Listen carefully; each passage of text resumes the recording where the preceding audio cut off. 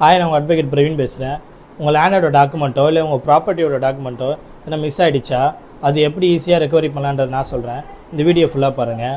First உங்கள் டாக்குமெண்ட்டை miss ஆகிடுச்சோன்னே நேர்பேர் இருக்க போலீஸ் ஸ்டேஷனில் போயிட்டு அது எப்படி மிஸ் ஆகிடுச்சு, ட்ராவல் பண்ணும்போதா இல்லை வீட் ஷிஃப்ட் பண்ணும்போதா இல்லை இயற்கை சீற்றத்தினால எதாவது மிஸ் ஆகிடுச்சான்றதை நீங்கள் உங்கள் போலீஸ் ஸ்டேஷனில் ஒரு கம்ப்ளைண்ட் கொடுத்துருங்க.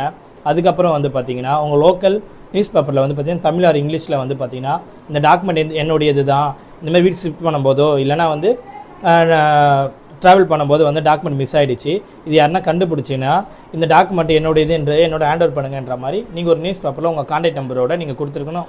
கொடுத்ததுக்கப்புறம் வந்து பார்த்தீங்கன்னா இந்த போலீஸ் ஸ்டேஷன் கம்ப்ளைண்ட் கொடுத்துருப்பீங்க பார்த்தீங்கன்னா, அவங்க ஒரு 3 to 6 மந்த்துக்குள்ளே அந்த டாக்குமெண்ட்டை கண்டுபிடிக்காத பட்சத்தில் நான் ட்ரேசபிள் சர்டிஃபிகேட் கொடுப்பாங்க.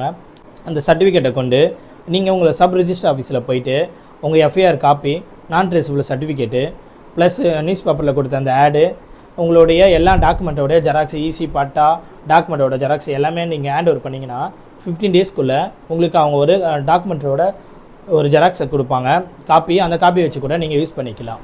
இந்த மாதிரி யூஸ்ஃபுல்லான வீடியோ பார்க்க என் சேனலை சப்ஸ்கிரைப் பண்ணிக்கோங்க, லைக் பண்ணிக்கோங்க, ஷேர் பண்ணிக்கோங்க. தேங்க்யூ.